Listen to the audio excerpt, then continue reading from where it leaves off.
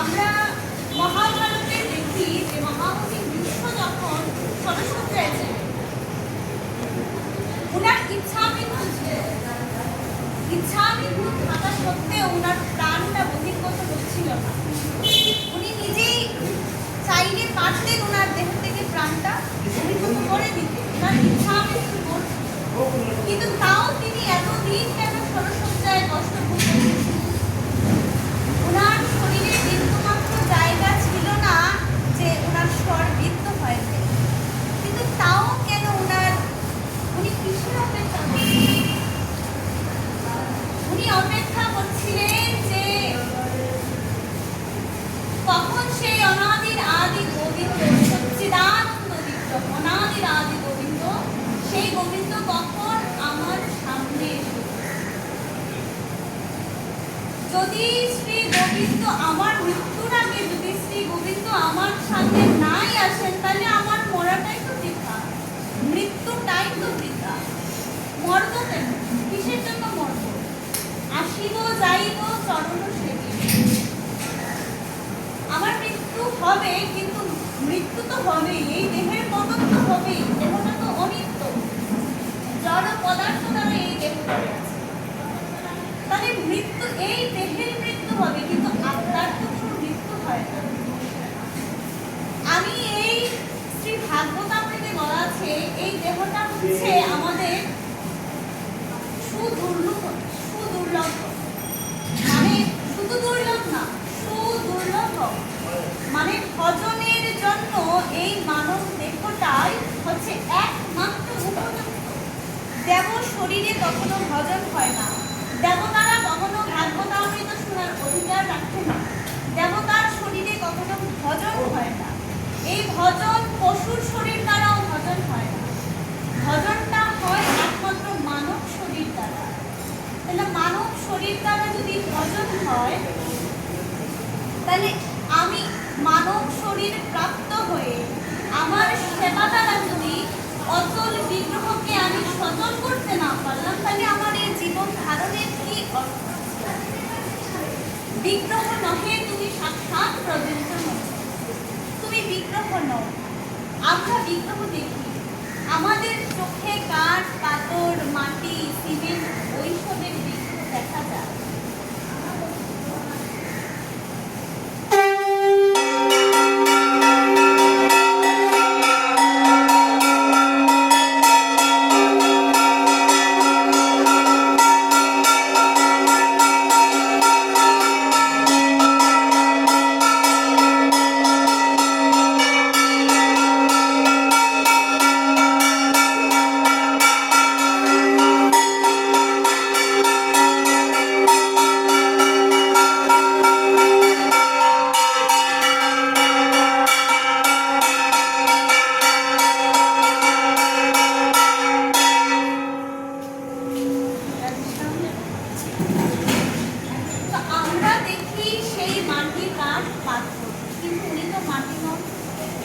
বলা হচ্ছে যে বিগ্রহ নহে তুমি সাক্ষাৎ প্রবৃত্ত নও, তুমি বিগ্রহ নও, তুমি সাক্ষাৎ।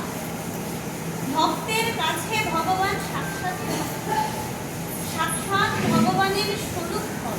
ভগবানের তিন রকম স্বরূপ ফল, একটা হচ্ছে মৃন্ময়, একটা হচ্ছে চিন্ময়, আর একটা হচ্ছে ব্রাহ্মণ। চিন্ময় হচ্ছে সচ্চিদানন্দ বিগ্রহ, নাদির আদি গোবিন্দ, যিনি সর্বকারণের কারণ। এই চিন্ময় রূপটা আমাদের জড় চক্ষু দ্বারা দেখা যায়, দর্শন করার সেই যোগ্যতা জড় চক্ষুতে রাখা।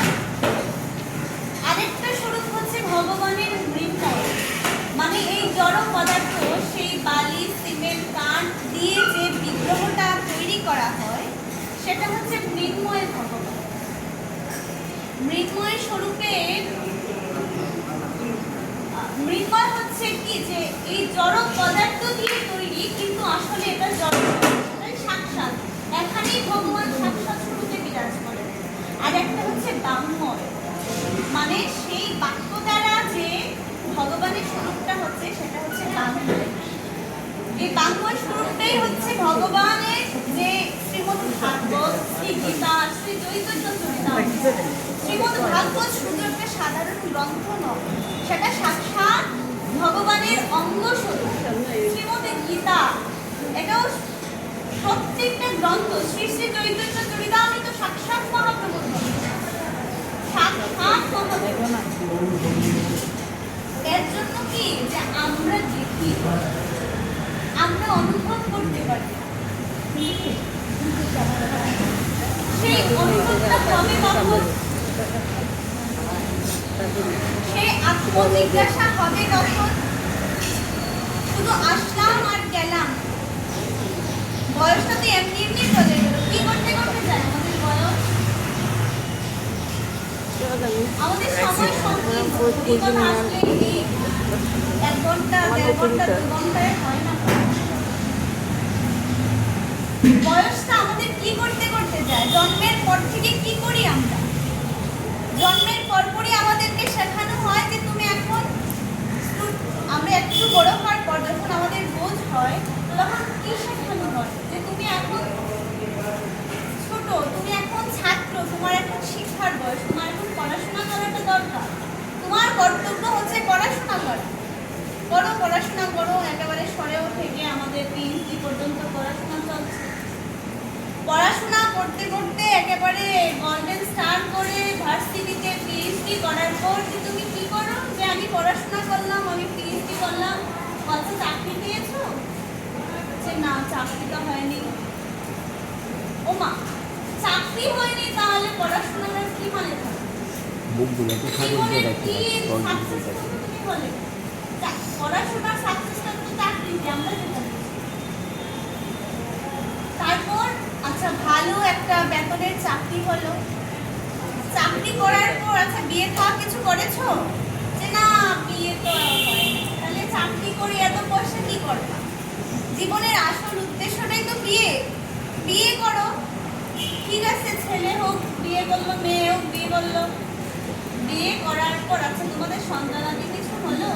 যে না, হায় হায়, বিয়ে করার অর্থটাই তো বৃথা হয়ে গেল। বিয়ে করার পর যদি সন্তানাদি না হয় তাহলে কিসের বিয়ে? বিয়ে করার তো সারা জীবন এই একটা বিয়ে বেরিয়ে বয়ে নিতে হয়।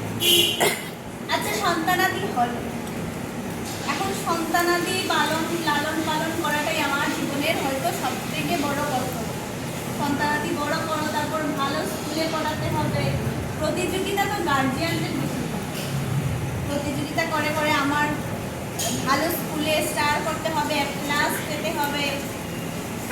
এই বাচ্চা কাচ্চা মানুষ করার যে এই যে একটা প্রসেসিং, বাচ্চা কাচ্চাকে মানুষ করা 1-2 বছরের ব্যাপার। তাহলে আমার জীবনের উদ্দেশ্যটা কি? বাচ্চা কাচ্চা মানুষ করতে করতে যখন ওরা বেশি বড় হয়ে যাবে, বড় মাপের মানুষ হয়ে যাবে, তখন আর আমাকে চিনবে না, আমাকে দেখবে না। আমি সেই একটা ফ্ল্যাটে থাকবো, চাকর বাকর 2-1টা রেখে দিবে, আর তখন বিনা পয়সার কিছু বন্ধু জুটবে আমার জীবনে। ডায়াবেটিস, প্রেশার, এই কোমর ব্যথা, হাঁটু ব্যথা, পা ব্যথা, এই নিয়ে আমাদের পরশুদিন একটা কথা বলছিলাম যে আমাদের বাঙালিদের না, মানুষদের জমানো টাকার বেশিরভাগটা খরচ হয় হসপিটালে। মানুষ টাকা জমায় হসপিটালে, মানে খরচা করে যে ওষুধের জন্য, ওষুধ হলে কাজে লাগে। আর এটা যায়ও হসপিটালেই যায়, এটা কোনো সৎ উপায়ের কাজে লাগে না। এটা ওই হসপিটালে যায়, এই ডাক্তার দেখাতে, এই জমানো টাকাগুলো ওষুধে যায়। তারপরে এই বিনা টাকায় যে বিনা পয়সায় যে বন্ধু এসে জুটলো শরীরের মধ্যে, সেই বন্ধুরাই একদিন আমাকে হায়দ্রাবাদ, বেঙ্গালুরু, চেন্নাই এসব করতে করতে করতে করতে এই নিতাইপুর হরিবল একদিন ওই জায়গায় হয়ে যায়। তাহলে আমার জীবনের উদ্দেশ্যটা কি? আমি কিসের জন্য এই মানব তনু পেলাম? কিসের জন্য আসলাম আমি? সেই আত্মজিজ্ঞাসাটা কি? কে আমি? কেন আমায় জানে তাপত্র? এই শ্রী একজন মহাজন শ্রী প্রেমানন্দ বাবাজি মহারাজ উনি একটা বোধ দিয়েছিলেন যে হে মন, ইলামি আইনি হবে, এমনও জনমে হরিনা ভজিলি সে তুই মানুষ কবে। মানুষ আকার হইলি কি হয় করব ভূতের কাম, নহিলে বদনে কেন না বলব শ্রীকৃষ্ণ গোবিন্দ নাম। পাখিরে যে নাম লইলে লয়, একটা ময়না পাখি, পুকা পাখি বলে হরি বল, বলবে হরি বল, বলবে রাধে রাধে, বলবে রাধে রাধে। পাখিরে যে নাম লইলে লয়, সুখ সারি আদি কত, কিন্তু তুমি ইহাতে আলস্য পরবশে হয় কেমন মতো। দিবস রজনী আবুল তাবুল পাচাল পারিতে পারো, তাহার মধ্যে কখনো কেন কি গোবিন্দ বলিতে নারো। বলছি দিবস রজনী কত কথা বলি আমরা। নবদ্বীপের এক মহান্ত মহারাজ শ্রী রতনকৃষ্ণ গোস্বামী মহারাজ বলেছিলেন যে আমাদের যে খাঁচাটা ঘুম থেকে উঠে ঘুমানোর আগ পর্যন্ত, মানে ঘুম থেকে উঠে ব্রাশ করা থেকে শুরু করে ঘুমানোর আগে ব্রাশ করা অবধি আমরা এই খাঁচাটা মাসতে মাসতে সোনার করেছি। আর এই খাঁচার ভেতরে যে পাখিটা বসে আছে সেই পাখিটাকে খাবার দেওয়ার মানে আমাদের কোনো চেতনা